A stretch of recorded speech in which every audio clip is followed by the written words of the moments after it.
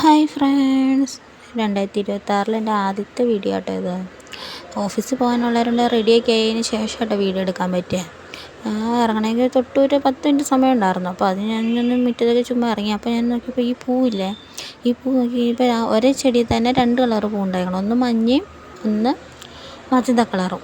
ആ മഞ്ഞയിൽ നമുക്ക് കാണുമ്പോൾ തന്നെ അറിയാം കേട്ടോ, മജന്തയും മഞ്ഞയും കൂടി എൻ്റെ ഒരു ഇതളുമ്പോൾ മാത്രം മജന്തയും മഞ്ഞയും, ബാക്കിയൊക്കെ മഞ്ഞ, പിന്നെ ഒരു മൊത്തം മജന്ത കളറ്.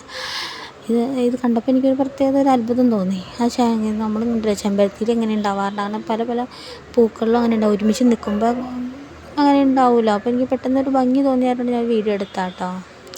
ഇത് നമ്മുടെ ഗൗരാമി കുഞ്ഞുങ്ങളുണ്ടായത് 3-4 കേട്ടോ, 3-4. അപ്പോൾ അത് നമുക്ക് കാണാം. അതിൽ നടക്കണ്ട. അമ്മച്ചി ഇന്നലെ തന്നെ അക്കറെ ഒന്ന് വൃത്തിയൊക്കെ ആക്കി തെളിഞ്ഞാറിനോട് കാണാൻ പറ്റുന്ന മീൻ.